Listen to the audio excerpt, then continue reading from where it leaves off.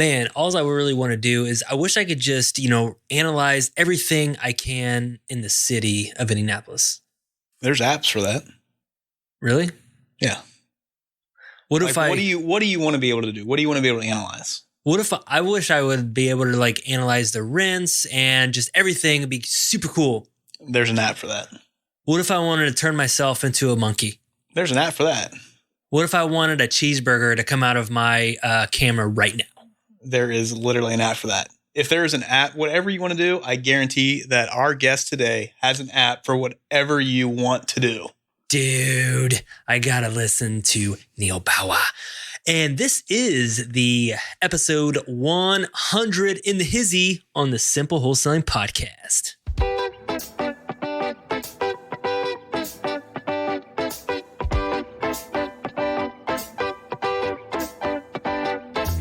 Welcome to Simple Wholesaling, a Christian podcast that supplies simple yet effective content for real estate investors and business entrepreneurs. Get advice, tips, and tricks so that you can stay true to your values and achieve your dreams with real estate investing you can trust. Now, introducing your host, Brett Snodgrass. What's up, all you Simple Wholesaling fans out there? Thank you for joining us again on another episode of the Simple Wholesaling Podcast. My name is Brett Snodgrass, and I'm with my lovely co-host, Brian Snyder. I love how you introduced me as lovely. I know. Makes me feel special. I do. I either introduce you as the bearded woman or the lovely princess. And next No, man, how's it going? It is going well. Really, I want to check in with you because this is episode 100. I can't believe it. So this is four for me, but 100 for you. That's right. Do you feel like you know a little bit about what you're doing now? I do. If you're a first-time listener, go back and listen to episode number 1 and see and just kind of put a comment in the show notes at simplewholesaling.com/episode 100 or go leave a review and see if we've gotten better. I don't know. Let's let the audience participate. But I'm super excited. It's almost like I kind of forgot that this was episode 100. It's been a blur. I can't even believe we've been doing this almost 2 years, and it's just been crazy. It's really exciting, like for the show and just for the business stuff. 100 shows, and I feel like we're still going strong. So yeah, we've just touched the tip of the iceberg, people. So stay tuned. We have some crazy stuff, especially if you want your mind absolutely wowed. Like, if you're going to a magician show or you're going to a circus, this interview is not even comparable to that. It's so much better because we interview a gentleman named neal-bawa, and he blows my mind with how much wisdom that he has in his systems and his processes. And he has created an app, or he knows different apps that will blow your mind and give you so much information and make your life so much easier. This is the episode of all the guests. You guys had some phenomenal guests on here, but this is literally one that I just kind of sat there and I didn't know what to say because I just wanted to keep listening to him. Yeah. Like, he's so much knowledge about this stuff. Especially when he starts to go into, he has 40 different apps that can really help you improve your processes, your systems in your business.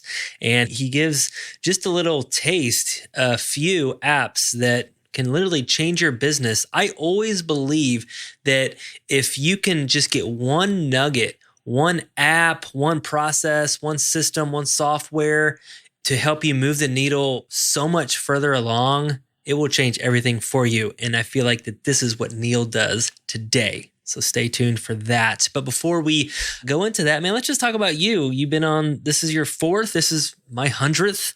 But how you doing? How's the role going? How's the fam? What's your feelings on everything going so far with the Simple Wholesaling team the last 5 months? Well, first of all, I love our team. Like, I really am excited about who's on our team and what they're doing. And we got some characters on the team for sure. Yeah, we do. But we do. We should put that in the notes of like a future episode should just be like interviewing people from our team, because when you got characters like Gary and Tyler, they're just, yeah. Yeah, we definitely got some personalities. We have some high D personalities, which have you guys ever taken the DISC test? The high D is kind of, a dominating personality. And then there's the I, S, and C. And there's like the detail oriented, where if you forget a period, they flip out. We have that type of personality. We have the super laid back personality, which is like me, I think. But, kind of. I don't know. That is definitely, yeah. I internalize it though. I internalize my stress. Nobody knows I'm stressed, but like I'm getting ready to burst from the insides out. But man, you're doing an amazing job. Thank you so much for just doing everything. You're on the ball. You're on top of it. My biggest concern, if you guys are out there leading a team, I don't know if you feel the same way, but my biggest concern is that my team members are happy, that they enjoy what they're doing, that they're excited to come to work. And that's really one of my biggest concerns. And that's why probably I'm always asking, are you okay? I actually asked Chrissy, who is our brand new acquisition/dispositions assistant. And last Friday I went up to her and I said, what level is your joy with this position? Like, what's your joy level at? She's like, I'm doing good. She didn't tell me a number, but she said, I'm doing good. So anyways, I'm always concerned about that. That is good. I like the fact that you are like that as a boss and as an owner of this company and stuff like that, because I think when you ask us that and you do genuinely care about that for your employees and for our teammates or team members, I think we in turn kind of put that on our clients as well. So whether you're buying from us or you're selling to us or anything like that, I think we are generally concerned about that we want you to be successful. We want you to have this opportunity that whatever opportunity you need, we want to bring that to you. And I think that kind of comes from you imparting that into us. So it's good. So thank you for that. Yeah, no, definitely. And just with that, if you guys want to get to know Brian more, ask him some questions. He's kind of the new kid on the block here at Simple Wholesaling. He's been with us for 5 or 6 months now, but just email him at brian@simplewholesaling.com. And that's going to be in the show notes at simplewholesaling.com/episode 100. And he is our dispositions manager. So he is selling our properties to buyers all over the nation, all over the world. So if you're local, interested in Indianapolis, if you're not local and you live in California or Florida or wherever, and you're interested in Indianapolis, or if you live in Israel or Egypt, I don't know. We do have a couple international buyers, so yeah. Yeah, feel free to reach out to Brian. We would love to work with you. Now, simple tips and tricks that make real estate investing easier, faster, and better. Brett's Insight of the Week. All right. This week for the Insight of the Week, Brett, I got a good question for you. So I know that we work with a lot of new wholesalers, people that are looking to get into this industry, and people want to do what we do. But one of the things they struggle with is being able to find money. All right. So my question for you is, if you're starting off and you're beginning to wholesale, how do you find hard money lenders to help you out with that?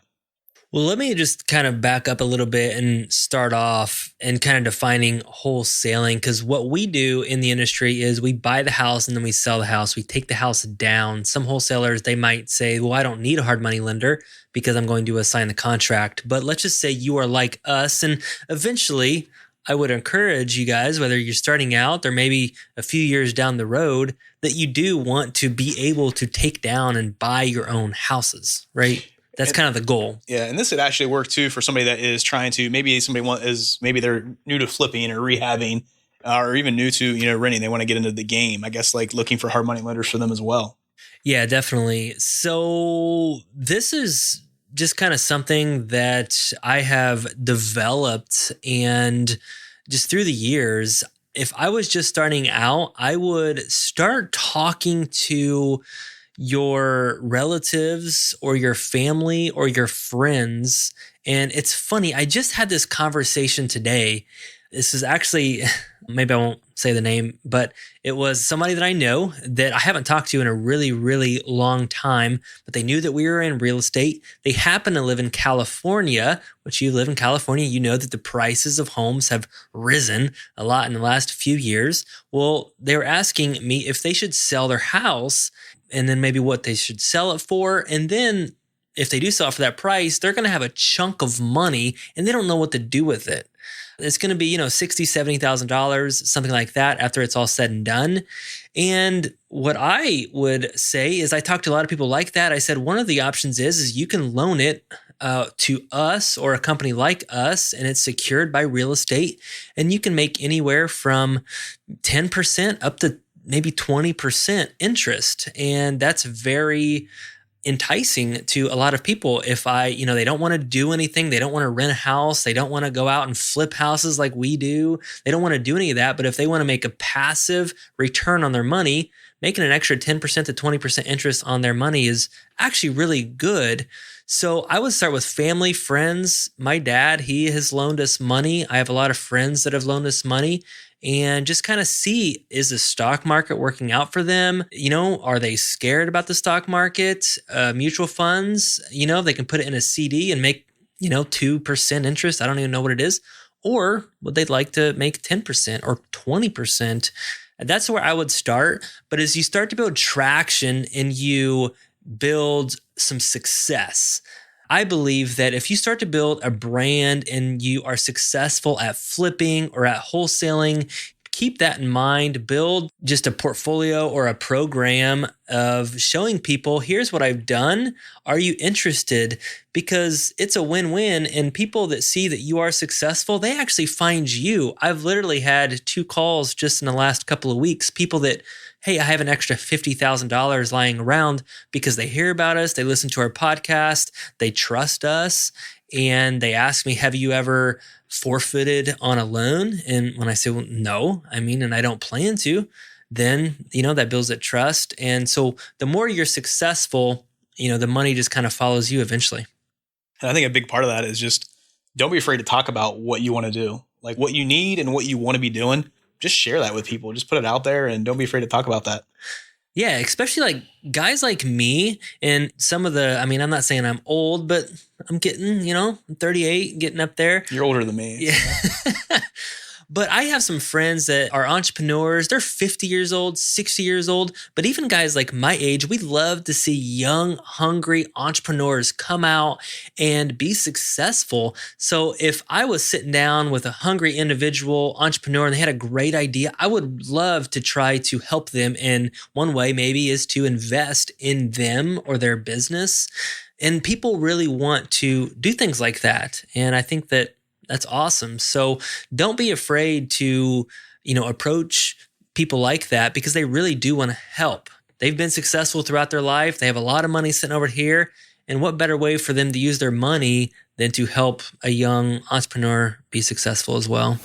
Do you dream of a life that is purpose-driven and makes a difference? Spiritual Foundations. So in today's Spiritual Foundations, we are going to go to Mark chapter 9, verse 35. Sitting down, Jesus called the 12, and he said, if anyone wants to be first, he must be the very last and the servant of all. And I love this verse, and I love Jesus's teachings because he turns our culture and everything that our culture teaches up on its head. Because in our society, and probably forever, people have wanted to promote themselves. They wanted to rise to the top, have the most power, and be a master of all, and not to be a servant, not to serve others, but just to have servants surrounding them. When you think about kings or really wealthy people, rich people, people that have a lot of power, you see them with servants, right? They have butlers, they got maids, and people just serving them hand and foot all the time. And Jesus kind of turns that around, and he says, if anyone wants to be first, he must be the very last and the servant of all. And to me, that truly means that you have to have a servant's heart.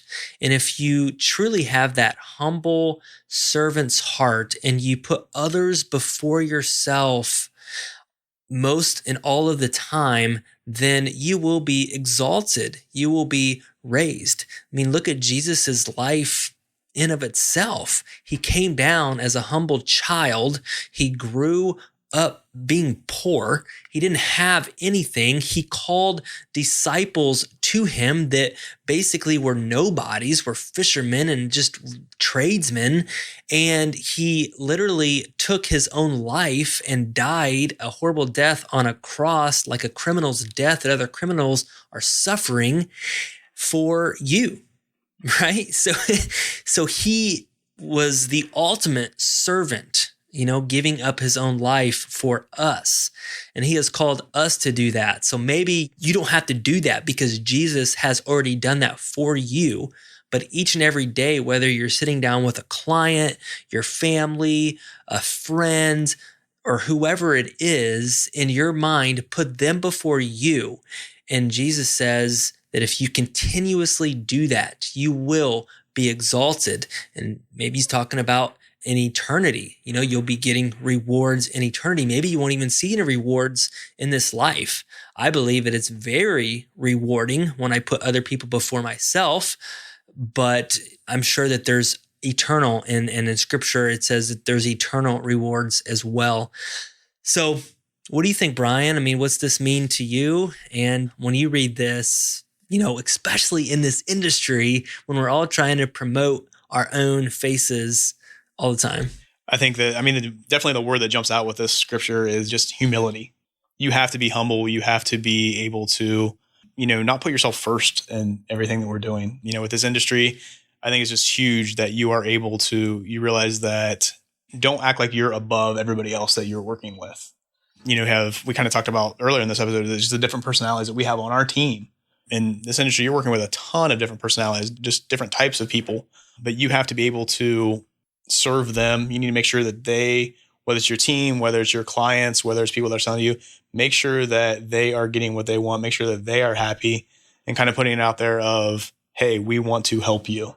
And I think that's where, we've been successful in that, of making sure we give people, help people out, get what they want. But at the same time, that's not what our purpose is. That's who we want to be. That's who we are. This scripture right here, it just sums it up completely. You don't have to, once you think that you are first, once you think you're at the top, that's when you get knocked down. But when you have that reality of just, hey, I am who I am, and I'm just going to do my best. And, even though I'm at the bottom and I need to work my way up or whatever, that's when you're at your best. Definitely. And just to kind of go with that, the more money that you make, the more successful that you are, the more power that you have, the more difficult it is to be humble because everybody is looking at you.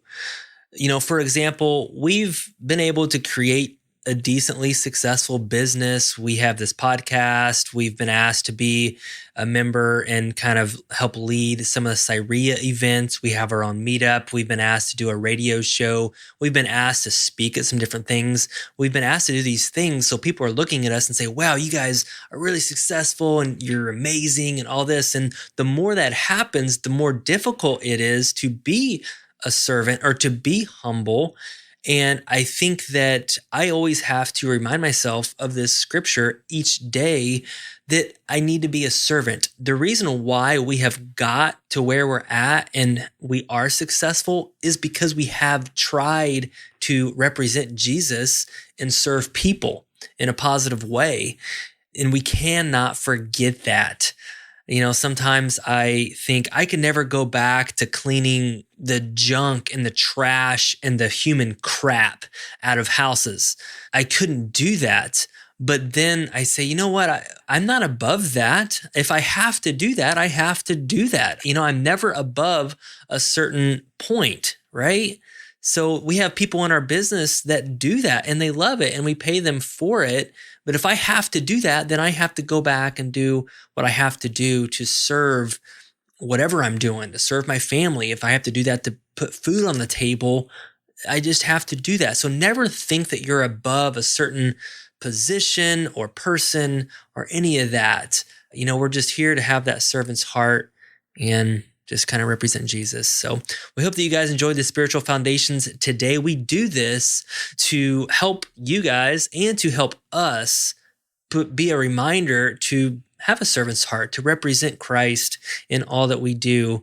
And now we're going to get on to the interview with Mr. Neal-Bawa, who is revolutionizing real estate with his knowledge and technology. It's going to blow your mind.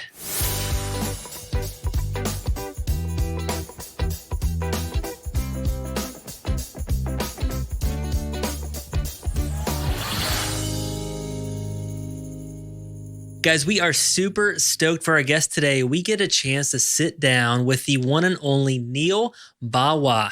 And if you haven't heard of Neal, he is the president and COO of Financial Attunement, which is a commercial real estate investment company that specializes in acquiring apartment complexes all across the U.S. for over 200 investors. Neal is an accomplished single family and multifamily investor. He's actually just telling me about one of his very first projects where he helped develop a 27,000 square foot building, which he's going to definitely dive into that. And he currently owns single families, duplexes, triplexes, quadplexes, and apartment buildings in California, Illinois. And he's an active passive investor in multifamily and commercial syndications with over 2,000 units in 8 different states. That is a mouthful, Neal, but welcome to the show. You are very accomplished. Thanks for being with us today. Thank you, Brett. Thanks for having me on the show. No problem. I'm super excited. I know you get a chance to speak and do these things and a lot, but just kind of if somebody hasn't heard of you before, one of our audience members, let's dive into your origin story. What did you do before you got into all these fancy, complicated syndications in commercial real estate, and take us into how you got into real estate? Sure. So I'm Indian in origin, and like a lot of Indians, I'm a technologist, computer science degree, came to Silicon Valley in the late 90s and worked at a company, became a partner at that company. I was at a technology college and didn't do the .com thing. So we went from, opening it in the late 90s to selling it in 2013. So it was a 15-year journey for that technology business, and it was a very successful exit at the end of it. And as I was doing that college had lots of different campuses.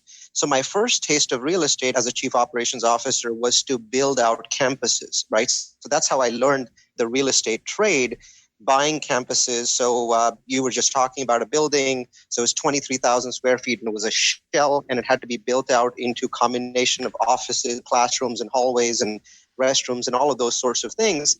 And I'd never done that before. So I jumped in and basically learned from architects and general contractors and learned by making mistakes. And then I followed it up with a second campus, which was 33,000 square feet. And I didn't have the money to buy it, but I had to buy it. I couldn't rent it. It was a shell building and I needed it ready in 10 months. So I came up with this crazy idea of condominiumizing offices, right? So you hear about condominiumizing apartment buildings often and selling off pieces. But offices can also be condominiumized in pretty much the same way. It's a much more complicated process. So the idea was we buy this 33,000 square foot building, and on the day of closing, we sell pieces of the buildings to other investors who then develop their pieces into offices. And then as our college grows, our technology business grows, we would then go back in and rent those offices back from them with the long-term goal of the entire building being rented by our business. And that was done in about 2007.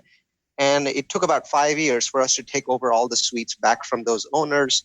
And now pretty much all of the 33,000 square feet is rented by that technology business. So that's how I kind of got into real estate through my day job. I no longer have that day job. I exited after the sale of the business. That was in 2013, early 2013. But I was doing a lot of real estate since then. So 2003 was the first campus, 2007 was the second campus, and then between 7 and 14, I built another 4 campuses, not construction from scratch, but taking over existing campuses and modifying them. So that's where I learned a lot of the real estate skills. As far as single family and multifamily, I'll go into that later, but that's kind of my background. Wow. Tech guy, tech geek. That's quite a background, and you said you haven't ever done all the bathrooms and hallways. I mean, why would you? I mean, isn't that just an everyday thing that people just do, just develop. It's like, I'm going to skip buying those single family homes and I'm going to just build a skyscraper in downtown Indy. That's pretty awesome, man. It's definitely, you learned, I'm sure, a lot. And, that's pretty cool. I don't think I've ever heard of condominiums with office suites. That's pretty cool. Well, necessity is the mother of invention, as they say. I had 9 months and, cohorts of students waiting to start, and I didn't have a building. So it all ended out well. So very happy about how that started. Cool.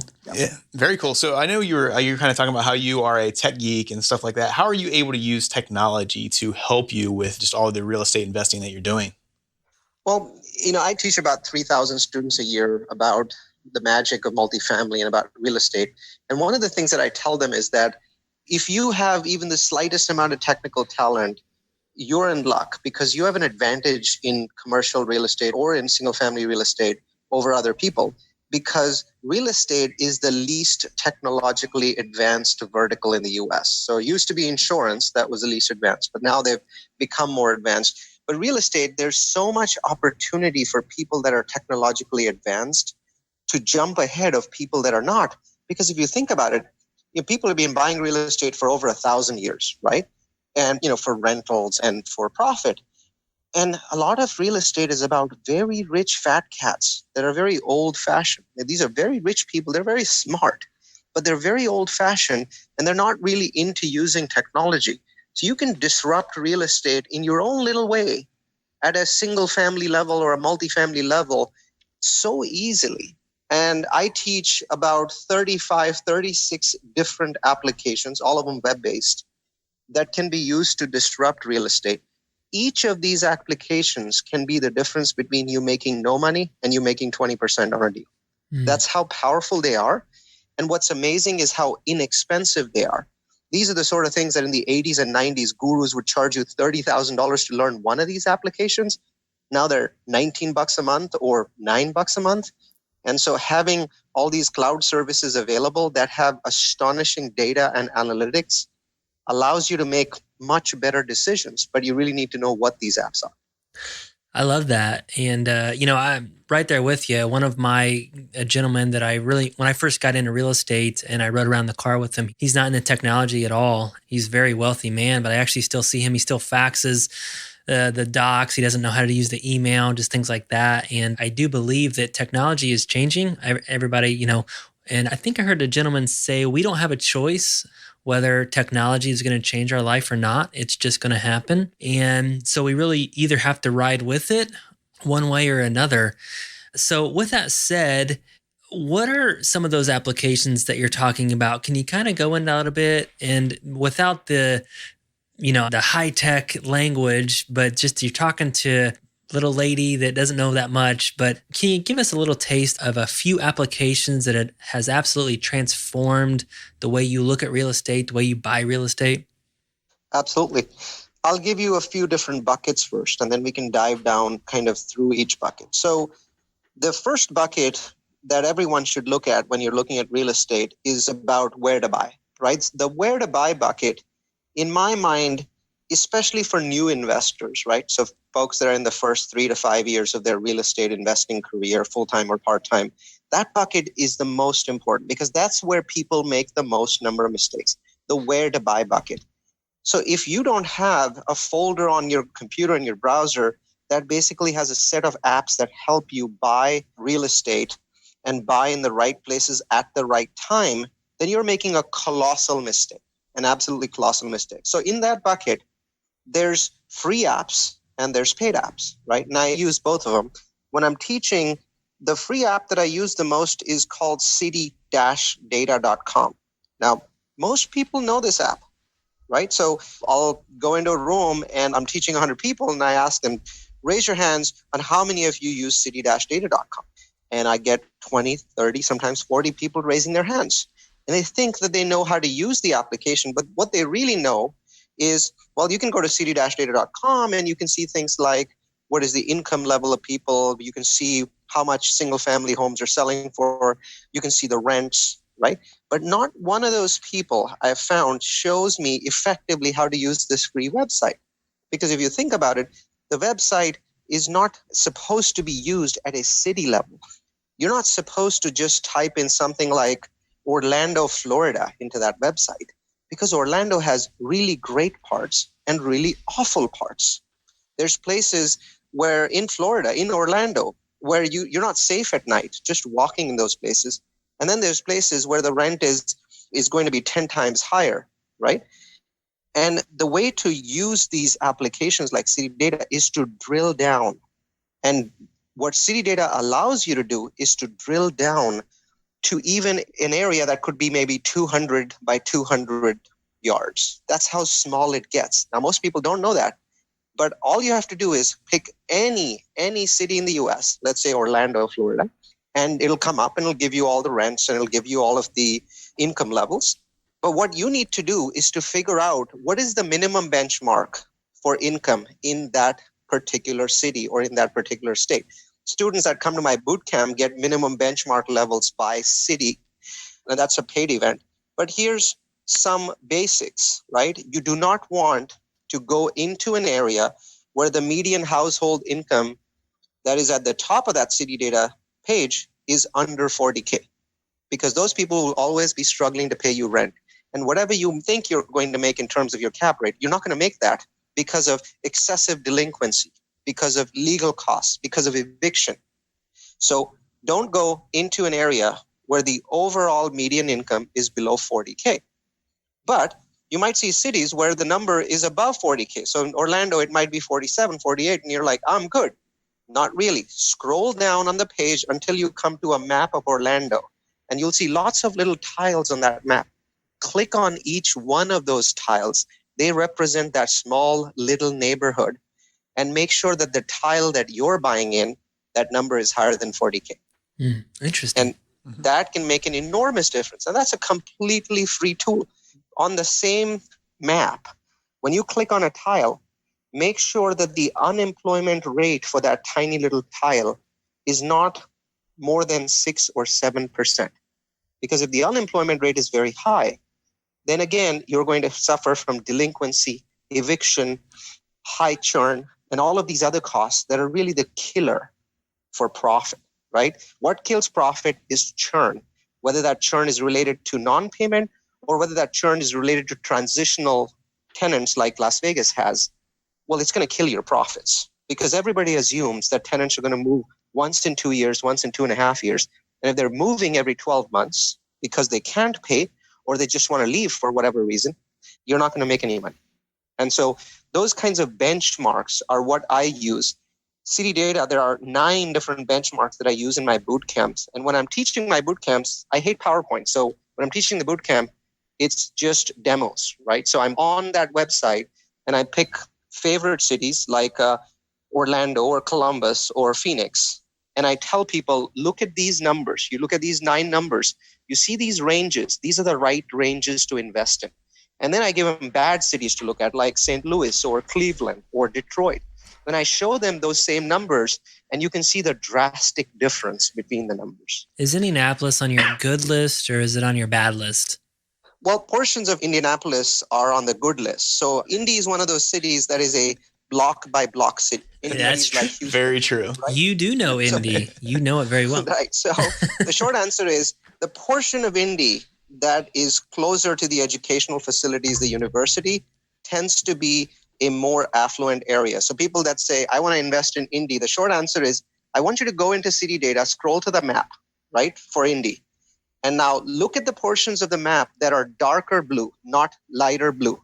Invest in those places and you'll be fine. Mm-hmm. If you invest in any of the light blue or very light blue areas, you're going to be investing in, body armor, helmets.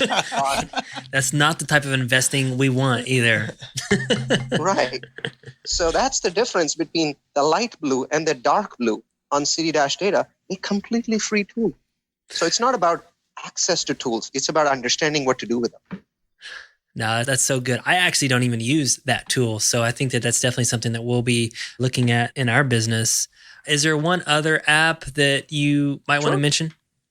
Sure. Yeah. There's, again, as I said, I teach about 40 of them in different buckets, but in the where to buy bucket, specifically for apartments. The first one that I gave you is, works for single family and multifamily equally well.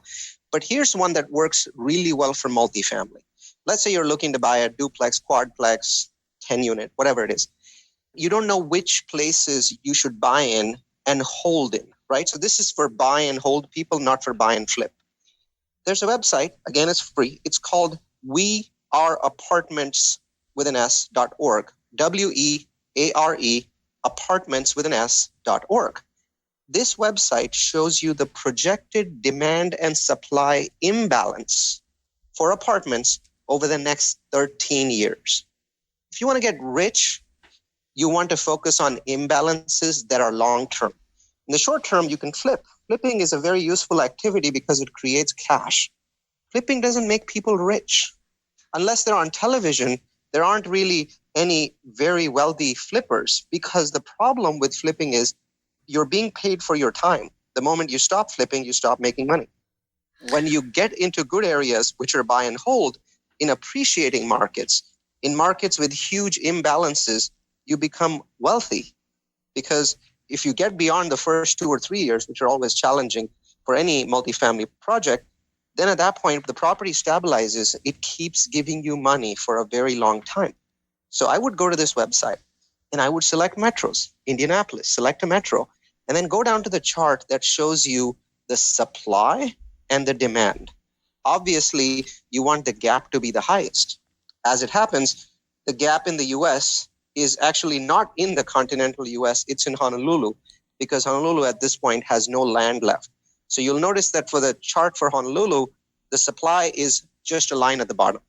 And then there's this demand that is just growing. I don't know how Honolulu is going to deal with its housing problems. I've tried to get into that market knowing about this supply-demand gap, but there really was nothing available in the marketplace that made any sense. So you basically had to buy something at zero cap today and then wait for the prices to go up, which I wasn't willing to do. Yeah. But there are many other markets that have decent cap rates, that have huge supply-demand gaps. Orlando, Florida, Phoenix, Salt Lake City. These have huge gaps. But then you look at a city like Pittsburgh, and there's no gap.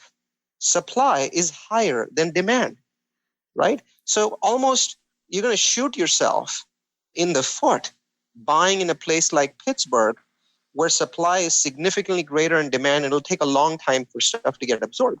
I know Pittsburgh's doing some very interesting things with self-driving vehicles and Carnegie Mellon University, but they also have 250,000 empty houses. It takes a very long time to fill those up, right? Yeah. So those are the sort of things that can really help you make the right decision when it comes to the first bucket, where to buy.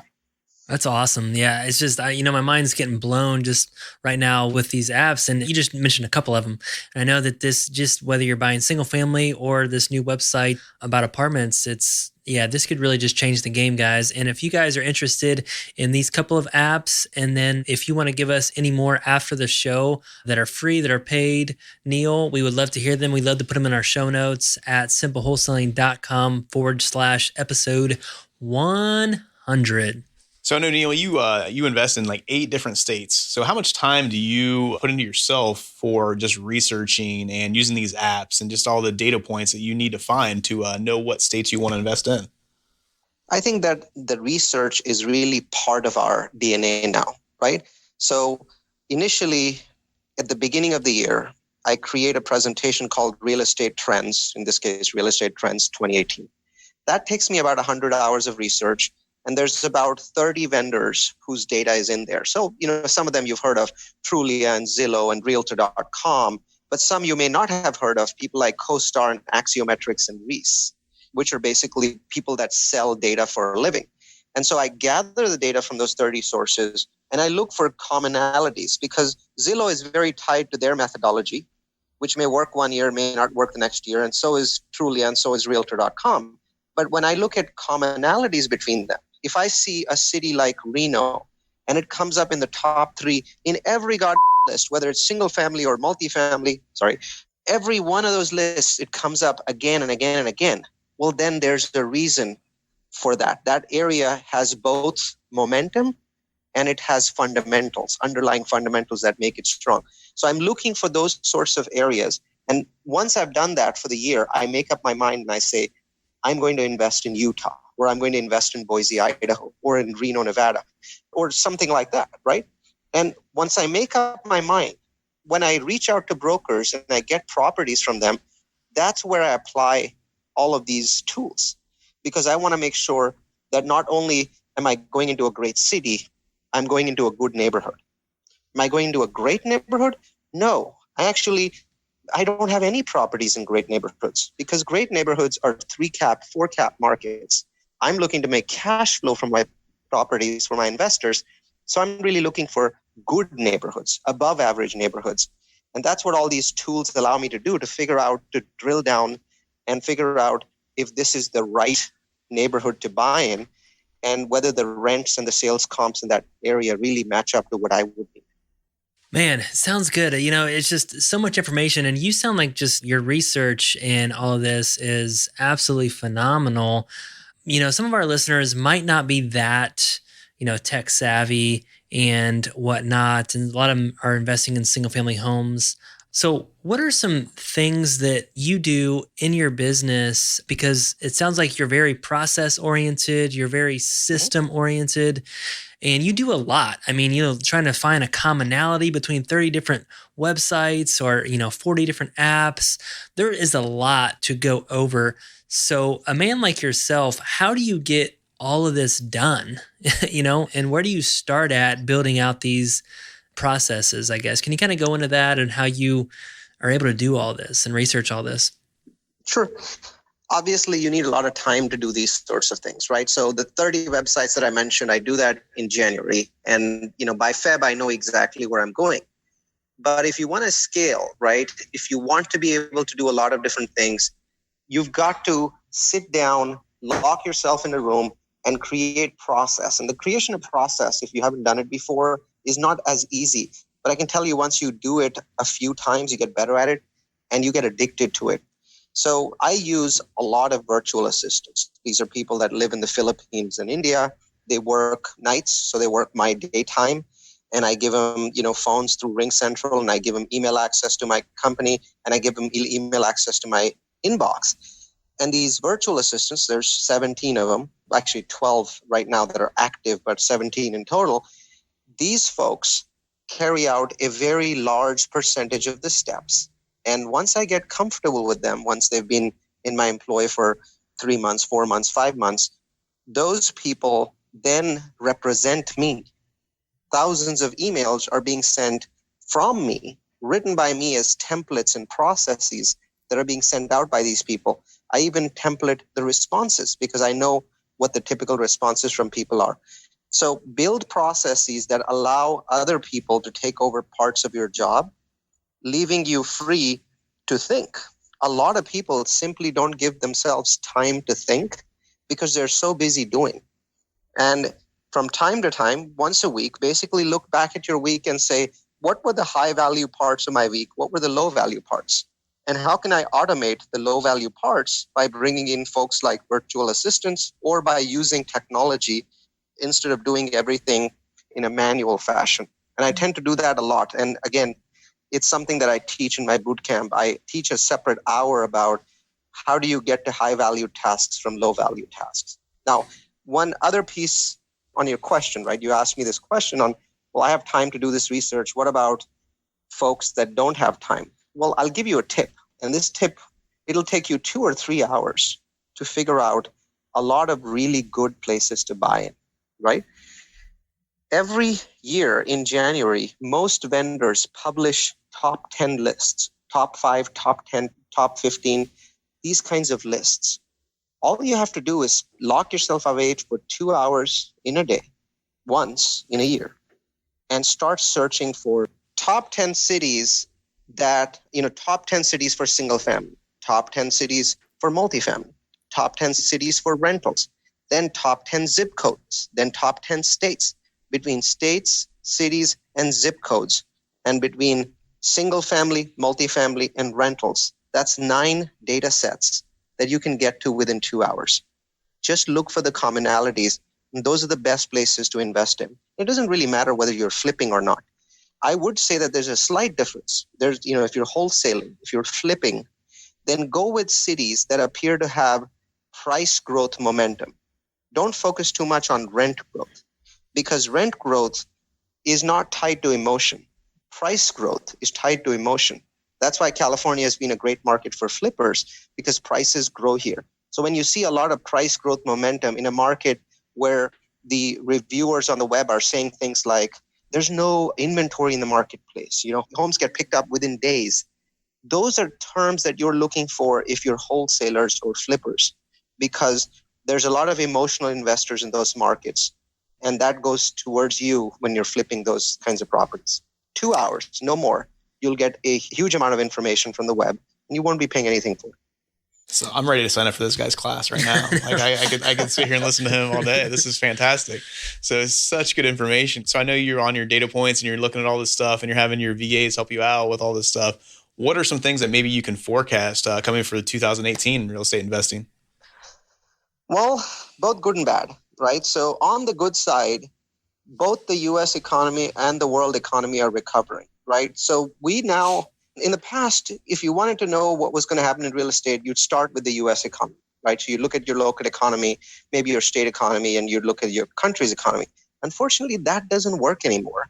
That's because we're in an environment where our economy is very strongly affected by what happens outside.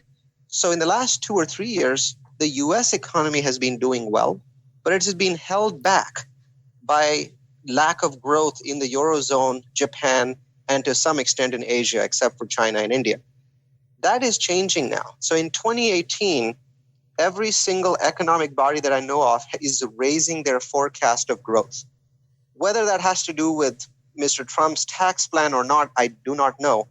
All I know is the net effect is that growth is accelerating, right? So that's good news, because when growth is accelerating at the beginning of a year, the chances of a recession in that year are practically zero historically. So if people are thinking real estate is going to crash, the stock market's going to crash, the economy is going to go into a tailspin, I don't see that happening unless we get a black swan event like 9/11.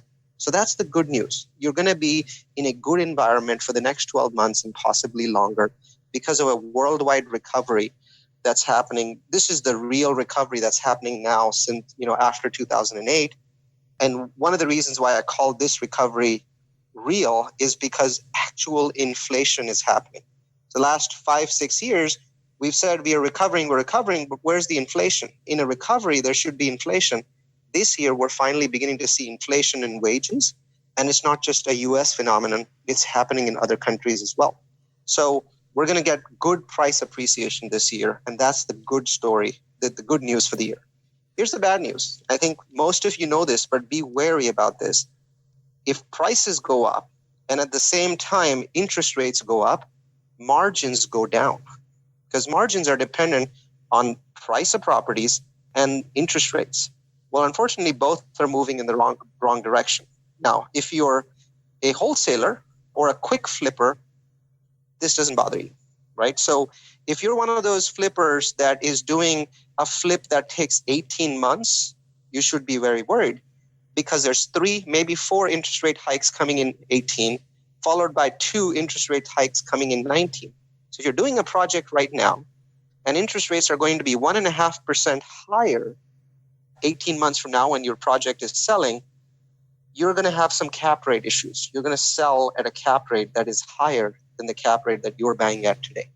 So short flips are perfect, right?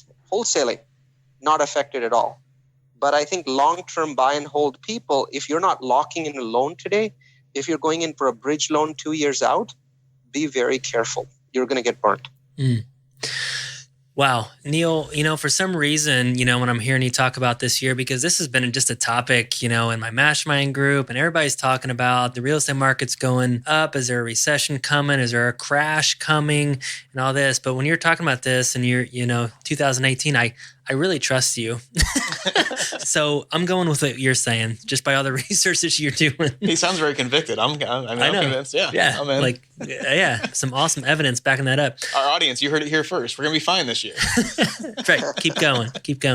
Hey, just real quick, before we go to the next section of the show, one question that I have is, you talked about virtual assistants, which I'm a huge fan of using virtual assistants. I'm a huge fan of delegating, huge fan of, the 4-hour work week. Not saying I only want to work 4 hours, but just kind of having that mentality of sticking to the high level tasks for myself. I was just telling Brian before the show that, why did I do this? Why didn't I just delegate that out in all these different tasks? But you have, what'd you say? How many virtual assistants? 12 or 15 or 17? But my question with that is, how do you manage all of that? Because whenever you hire somebody on and you delegate something else and you develop a process or a system, like is it very difficult to manage all those people, to keep them active, to keep them on task, to do all that? Do you have a certain process to keep them active, I guess, is my thing? So I'll give you 2 ideas on that that'll help you, right? One that'll work even when you have a single virtual assistant, one that's really designed for when you start to scale and start getting multiple virtual assistants. So you got a single virtual assistant and you want to give them very detailed instructions, but you're being lazy because these detailed instructions mean you have to take screenshots of your computer and then you have to go write pages and pages and pages and pages worth of stuff. And you don't really want to spend that much amount of time doing things. Well, don't, right? My way of giving people instructions is a software called Snagit, right? So it's a Camtasia software. You can install it on your computer or your Mac. I think costs $30. And what I like to do is when I'm giving people instructions, I want to be very specific. I want to be crazy specific, right? So what I do is I turn on the Snagit video. So it's now recording my voice using a microphone, just like we're talking now. And then it's recording my screen. And then I start giving people instructions. And when I'm giving them instructions, I tell them what they need to be doing. I tell them what the exact result is going to be. As much as possible, I show it to them. And then I always finish by saying, add a tab to your tracker. So all of my virtual assistants have Google trackers, and every single project is a tab in the tracker. I never allow any of my assistants to work on projects without having tabs in the tracker. That forces them to ask me questions when they don't understand, because very often they don't understand. The other piece is because this Snagit video, right, as I'm going through the video, I'm thinking about what are all the questions that this person could ask, and I'm trying to answer every single one of those questions, both by showing things on the screen and by saying and giving them examples on the screen. But this process is so much faster because I'm not taking screenshots. It's just a video of my screen. I'm just thinking out aloud and saying, these are all the things that I want to do. You'll find that you'll get very good very quickly, because when we are in video mode, when we're in show and tell mode, we actually tend not to have to think a lot about what we need to do. Obviously, you'll get better at it over time. But in 5 to 10 minutes, I can give instructions that would have taken 2 to 3 hours to write. And you know what's nice about Snagit is, even though it's a software installed in your computer, you have access to techsmith.com for free. So when I finish the video, I click the TechSmith share button, and it gives me a URL. In about 2 or 3 minutes, it's uploaded the video there, and it gives me a URL. And I give that to the virtual assistant, and they put it at the top of their tracker tab. Now, in the future, if I lose that virtual assistant, guess what I'm going to tell the new person? Go to the top of that tab and watch that video. And then everything that the previous virtual assistant has done is in the same tab. So they're learning from the video, and they're learning from what the person has done in the same tab. And now I'm much further ahead, and I don't have to restart with a new assistant, because that's one of the problems, right? When you lose one of these people, you feel very handicapped because you've taught them everything and now that person's gone. But by following this 2-step process and using Snagit to take short videos of things that I want my virtual assistants to do, I'm way ahead. Now, in my case, I add another layer to that. So what I've done is, for my 12 active virtual assistants, I actually have one of them as a manager on top of the others.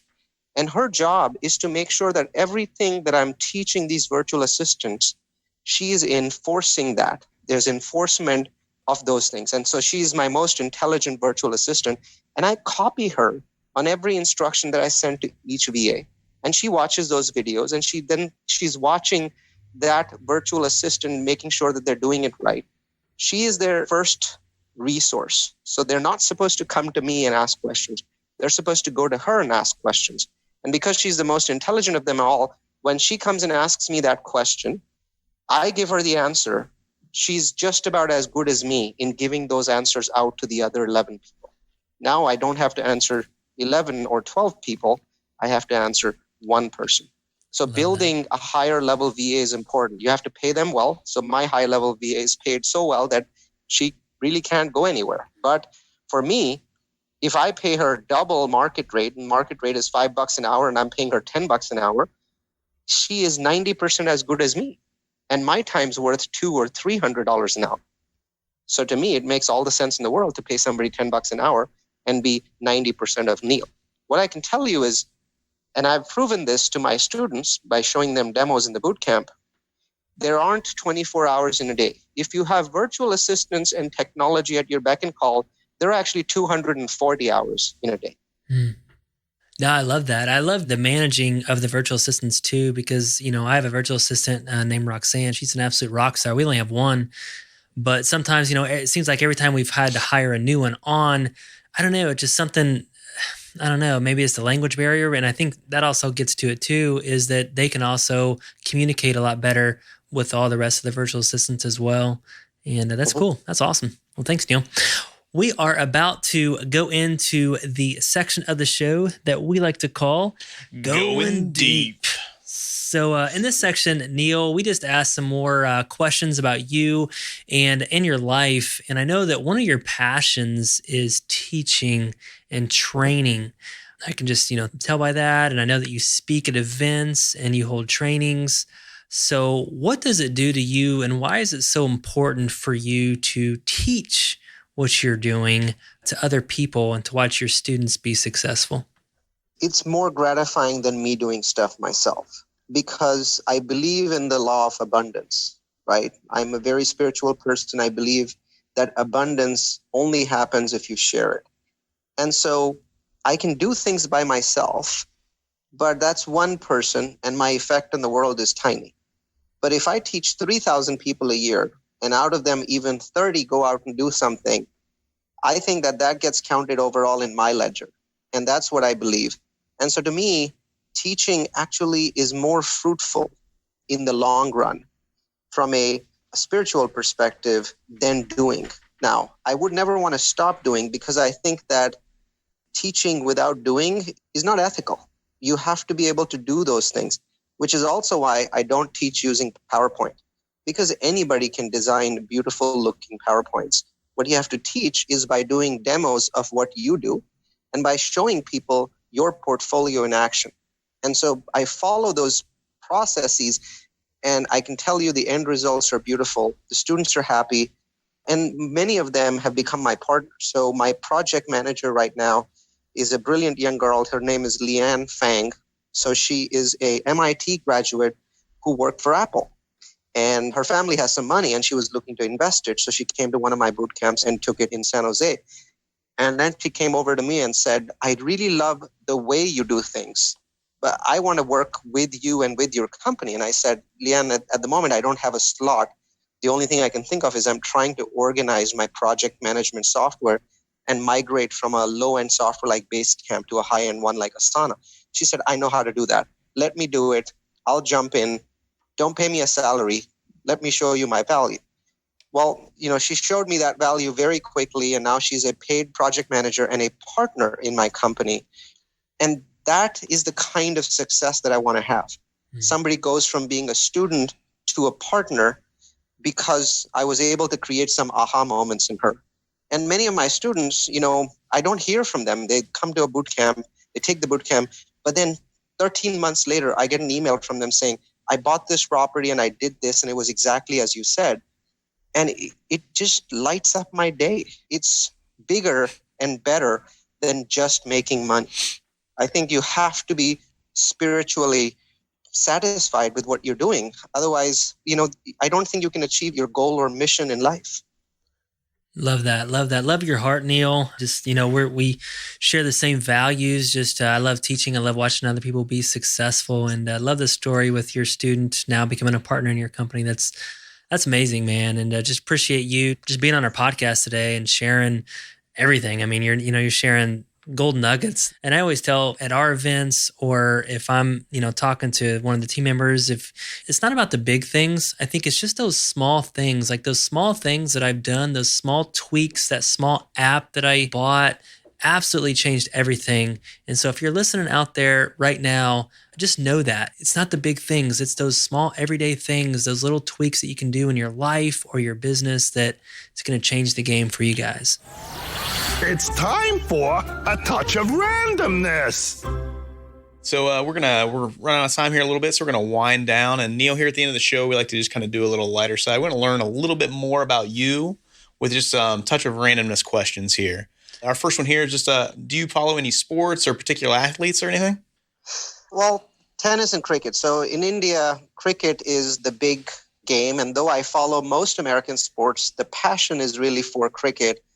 And my kids, who of course, they were born in the US, so they like football, but they're also fanatic cricket fans. So we enjoy cricket a great deal. I've left India behind for most things, but cricket is not something that I could shrug off. So very often, because of the 12-hour difference, I'm up at 1 a.m. watching games. And so if I'm talking with you and I sound like a zombie, that's probably why. Is there a particular cricket club or team that you root for? Just the Indian sports team. The club level cricket leagues have just been formed a few years ago. So I support this city that I originally came from, Mumbai, in kind of club level cricket. But, national level cricket is still kind of where my heart is. And it's nice to have that passion. And then the other passion is not quite a sport, but I love playing online games like Civilization or SimCity. Because SimCity appeals to me because I'm building an entire city. You see what I mean? Yeah. It ties into what I do with real estate. So it's deeply satisfying to play SimCity online against other players. I could see you enjoying that, Neal. I could see that a lot. Last random question. When you were a child, what was your dream profession?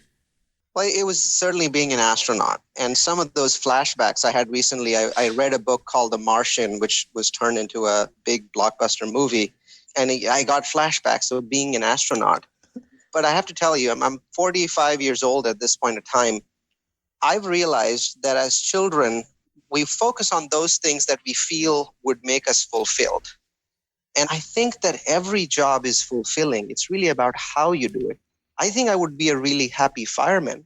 I think I would be a really happy entrepreneur in some other field, maybe not real estate. Obviously, I dealt with the education field and I enjoyed it. I think it's all about constantly challenging yourself in the job and having that innate satisfaction.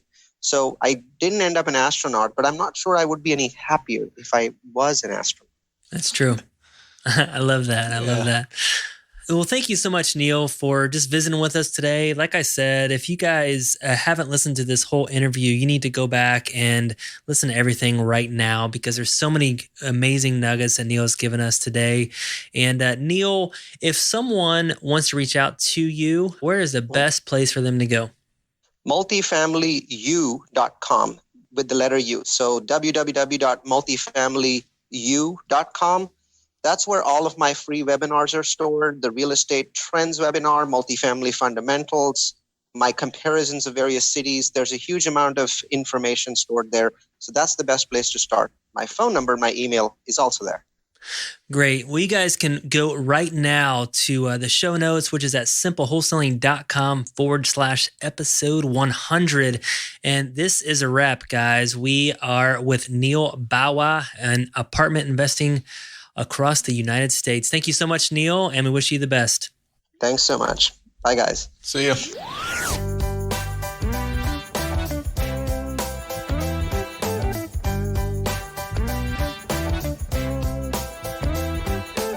Thank you for listening to Simple Wholesaling. If you enjoyed today's show, please head over to iTunes, give us a rating, and leave a review. Be sure to pick up a copy of our free ebook, The Simple Wholesaling System, by joining our community over at www.simplewholesaling.com/our-system.